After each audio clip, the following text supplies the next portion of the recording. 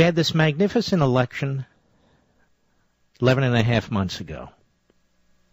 You installed John Boehner as the Speaker of the House. You installed Eric Cantor as Majority Leader of the House.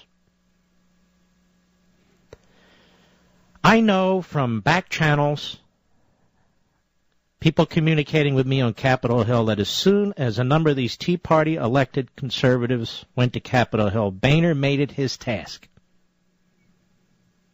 to take as many as he could under his wing and to poison them. To poison them with the inside the Beltway, establishment, old bull, rhino mentality. And he succeeded with about two-thirds of them. Now, I'm going to give you more evidence of this.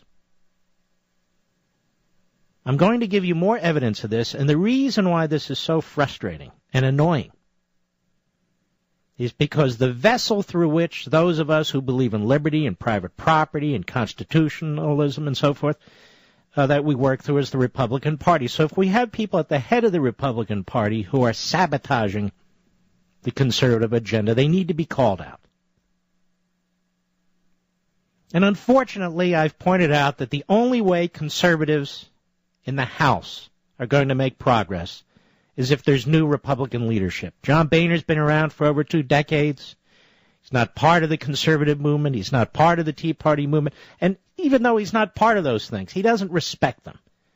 He jawbones us. And he has cut so many bad deals with this president, and he's taken the House Republicans in such a terrible direction. And some of them are absolutely mind-numb to this. They don't even realize it. There's a news story from CNSnews.com, CNSnews.com. I've told you about them before. You really ought to sign up for their email every morning. House Speaker John Boehner indicated at a press briefing Thursday that the House Republican leadership is not ruling out the possibility that it will support a balanced budget amendment that does not cap federal spending as a percentage of gross domestic product or require a supermajority in Congress to increase taxes. Well, then, ladies and gentlemen, we don't want a different kind of balanced budget amendment. All that means is massive tax increases. That's all that means. The point is you have to have controls over spending. Limit the percentage of spending the government can take from the private economy. That's what we mean about a cap on GDP. And require a supermajority to increase taxes. So if the Speaker of the House cannot say with confidence, cannot say unequivocally that, yes, I support that, then what does he support? Then who is he? Then why do we care if he's Speaker of the House? Remember cut, cap, and balance? Well, that balanced budget amendment was negotiated. Mike Lee, Orrin Hatch, a number of others. The House had a version. But the bottom line is they required capping spending as a percentage of GDP and a supermajority of Congress to increase taxes, among other things. Now we have the Speaker of the House equivocating. The legislation to increase the federal debt limit that Boehner negotiated with Obama in August requires both houses of Congress to vote on a balanced budget amendment before the end of the year. However, the legislation does not specify what type of balanced budget amendment must be considered in that vote. Once again, Boehner out-negotiated. And let me tell you why. His heart is not in this, folks. He likes being Speaker. He likes being on 60 Minutes. He likes being on the Today Show and Meet the Press. He does not like you. You're the riffraff. Conservative analysts, CNS News goes on, have argued that an amendment to the Constitution that requires Congress to balance the federal budget, but does not require Congress to limit federal spending to a set percentage of GDP or to muster supermajorities to raise taxes, would be a formula for bigger government and higher taxes. Can you imagine Romney president, Boehner Speaker, McConnell Senate Majority Leader? Where the hell are we going to go with this, folks? a triangle of mush. A triangle of Republican mush. At a time when we need solid conservatives. Now, we have the audio of this. When we have it all worked through, I will play it for you so you don't think it's just me, but it's a CNS reporter asking Boehner about this. I think John Boehner, the Speaker of the House, talks out of both sides of his mouth. That's right, I said it. Because he does. Now, CNS News has a breaking story. That Boehner won't rule out a balanced budget amendment that permits unlimited federal spending and that does not have a requirement for a supermajority vote to increase taxes. In other words, he would gut the balanced budget amendment like you gut a flounder.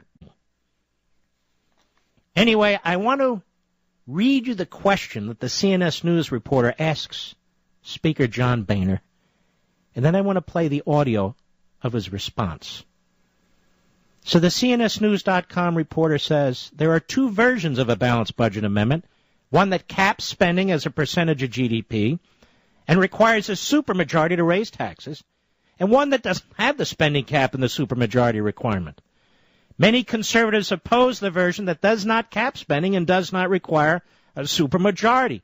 Has the House Republican leadership ruled out supporting the version that does not cap spending? Straightforward, right? Really doesn't take a lot of thought. Either you support one or the other. What did Boehner say? Cut whatever, go. There are at least a half a dozen different versions of a balanced budget amendment to our Constitution. Many of us believe that a balanced budget amendment is the ultimate enforcement mechanism to control spending here in Washington. As we approach this vote, the leader and I are going to listen to our members about which version they would want us to vote on. And we've got no decision yet, but we're going to work with our members to make that decision. Isn't that a great leader there? Sounds like Obama with those. He's going to work with the members to see which ones they support. Well, I could have sworn that they supported cut, cap, and balance. I could have sworn this had all been worked out before, ladies and gentlemen. Don't you remember? There's a petition out there. Many of you signed it. Boehner used to support it.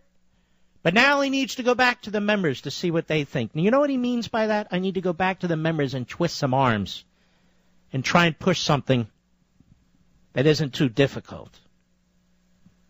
Well, I don't support a balanced budget amendment to the Constitution that does not, at a minimum, cap spending to a percentage of the GDP and require a supermajority vote of Congress to raise taxes, because otherwise every liberal in the world will support this balanced budget amendment, because what it means is massive tax increases of every type. The point is this. If we don't limit spending, they're not going to stop. And if we pass an amendment to the Constitution that says revenue has to equal spending, you're going to be taxed at 80%, at 90%, because that's the only way we can balance the budget. Get it? Pay for the massive welfare state. That's not a balanced budget amendment. That's a suicide amendment. But John Boehner, he's going to check with the members, to see what they, think. Our great leader.